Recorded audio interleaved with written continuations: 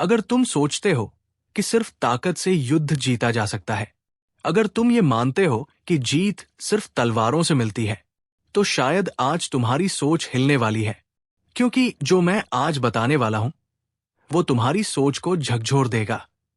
ये सिर्फ युद्ध की कहानी नहीं है, ये उस दिमाग की रणनीति है जिसने एक नए युग की नींव रखी। आज हम बात करने जा रहे हैं उस इंसान की जिसने युद्ध को जीतने से पहले दिमाग से जीत लिया था। ये कहानी है श्री कृष्ण की, एक मास्टर स्ट्रैटेजिस्ट, एक माइंड गेम्स के उस्ताद की।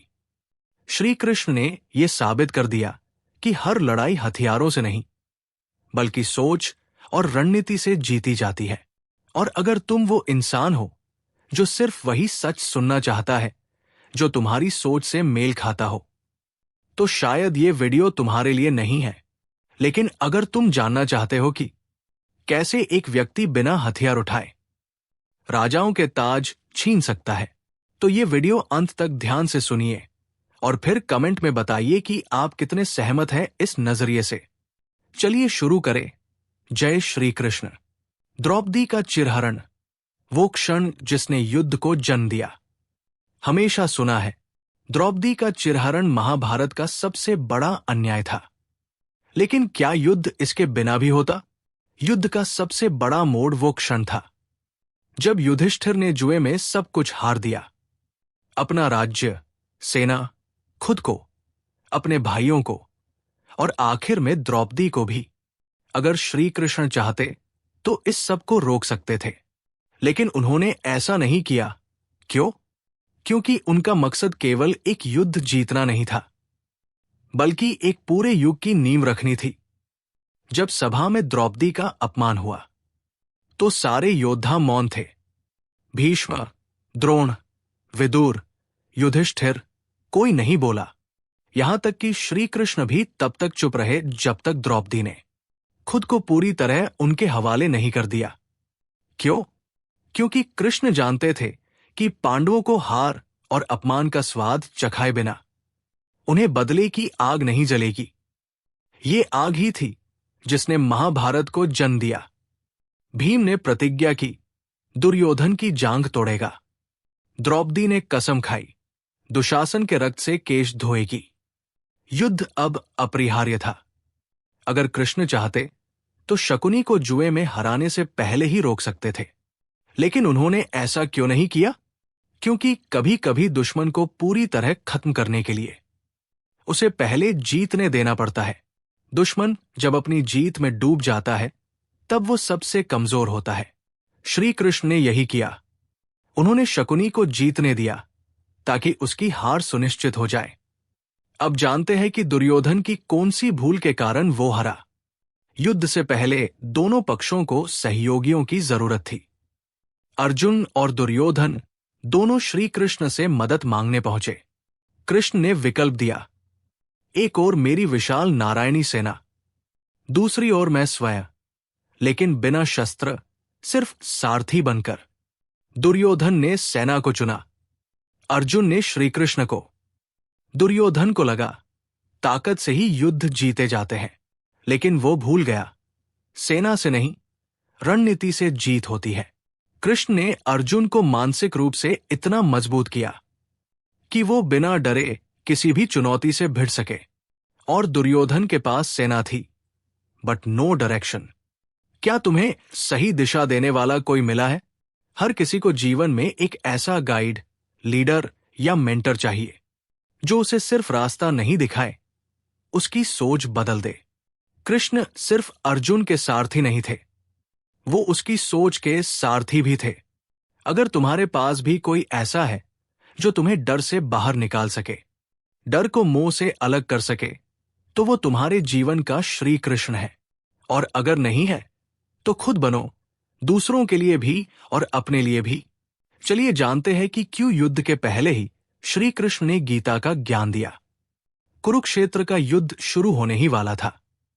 अर्जुन अपने ही संबंधियों को सामने खड़ा देख कांप उठा। उसका मन दया और मोह से भर गया।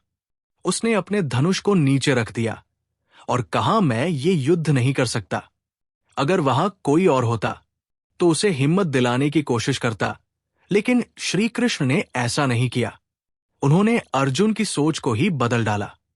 उन्होंने कहा, ये युद्ध तुम्हारे परिवार के खिलाफ नहीं बल्कि अधर्म के खिलाफ है।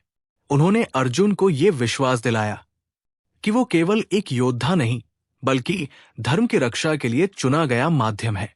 जैसे ही ये सोच बदली तो अर्जुन ने अपने गुरु, भाई, रिश्तेदार सभी पर बाण चला दिए, बिना किसी भावनात्मक रुकावट के। क्या तुम्हें कभी ऐसा फैसला लेना पड़ा है जो दिल से बहुत मुश्किल था, जैसे किसी पुराने दोस्त या रिश्तेदार के खिलाफ कोई सख्त कदम उठाना क्योंकि उन्होंने तुम्हारे साथ गलत किया था, या फिर करियर बदलने का फैसला लेकिन दिल और दिमाग के बीच द्वंद्व चल रहा हो, या कोई ऐसा रिश्ता छोड़ना जिससे भावनात्मक जुड़ाव तो है लेकिन मन जानता है कि वो तुम्हारे लिए ठीक नहीं? अगर हां, तो समझो तुम भी अर्जुन की तरह मोह और भ्रम में फंसे हुए हो। इस समय तुम्हें चाहिए कृष्ण जैसी सोच। थोड़ा पीछे हटकर अपनी स्थिति को तटस्थ दृष्टि से देखो। क्या यह सिर्फ एक निजी तकलीफ है या तुम्हारे जीवन के लिए जरूरी बदलाव? अगर तुम्हारा फैसला सही है तो अपराधबोध क्यों? गिल्ट को हटाओ, कर्तव्य पर ध्यान दो। अपने आप से एक सवाल पूछो, तुम्हारा असली उद्देश्य क्या है? क्या वो कदम तुम्हें उस उद्देश्य के करीब ले जा रहा है? अगर हां, तो फिर डर, भावनाएं और लोगों की नाराजगी, ये सब केवल अस्थायी बाधाएं हैं, ना कि तुम्हारे रास्ते के रोड़े। जब तुम अपनी सोच को स्पष्ट कर लोगे तो फैसला अपने आप आसान हो जाएगा। अब जानते हैं भीष्म को हराने की मनोवैज्ञानिक रणनीति क्या थी। भीष्म पितामह, अजय योद्धा, अमृत का वरदान। पांडवों के लिए उन्हें हराना असंभव था, पर श्री कृष्ण जानते थे हर इंसान की एक कमजोरी होती है। भीष्म की सबसे बड़ी कमजोरी थी नैतिकता। उन्होंने प्रतिज्ञा ली थी कि वे किसी स्त्री पर शस्त्र नहीं उठाएंगे। श्री कृष्ण ने इस नैतिकता को ही हथियार बना लिया। शिखंडी को अर्जुन के सामने खड़ा किया गया। भीष्म ने प्रतिज्ञा के कारण हथियार नहीं उठाए और अर्जुन ने बिना विरोध के उन पर बाणों की वर्षा कर दी। भीष्म को युद्ध कौशल से नहीं, मनोविज्ञान और रणनीति से हराया गया। क्या तुम्हारे साथ कभी ऐसा हुआ है जब किसी ने तुम्हारी ही मजबूरी को तुम पर ही इस्तेमाल किया हो?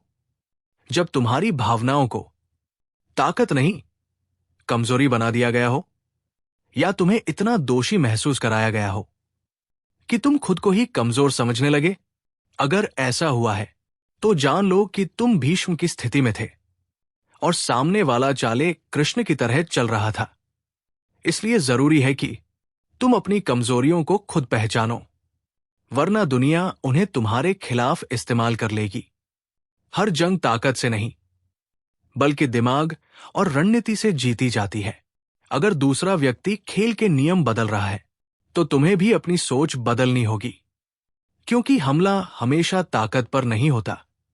अक्सर दुश्मन तुम्हारी सबसे छोटी कमजोरी को ही निशाना बनाता है। ये महाभारत सिर्फ अस्त्र शस्त्र की नहीं थी, ये मानसिक युद्ध भी थी। कृष्ण ने दिखाया कि सही सोच, सटीक रणनीति और समय पर लिया गया निर्णय हजारों योद्धाओं से ज्यादा असरदार हो सकता है। इसलिए याद रखो, सही स्ट्रैटेजी और सही माइंडसेट हो तो बड़ी से बड़ी ताकत भी हार सकती है।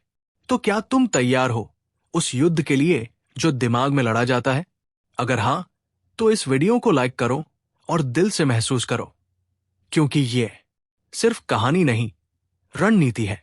अगर आपको ये वीडियो पसंद आया हो तो चैनल को सब्सक्राइब जरूर करें और बेल आइकन दबाना न भूलें। हम मानते हैं कि प्राचीन ज्ञान कोई कल्पना नहीं बल्कि एक खोई हुई विज्ञान है। हम इस चैनल पर ऐसे वीडियो लाते हैं जो मानवता को उस प्राचीन ज्ञान के माध्यम से एक नई दिशा देने का काम करते हैं। अगर आप भी इस ज्ञान यात्रा का हिस्सा बनना चाहते हैं तो जुड़े रहिए हमारे साथ।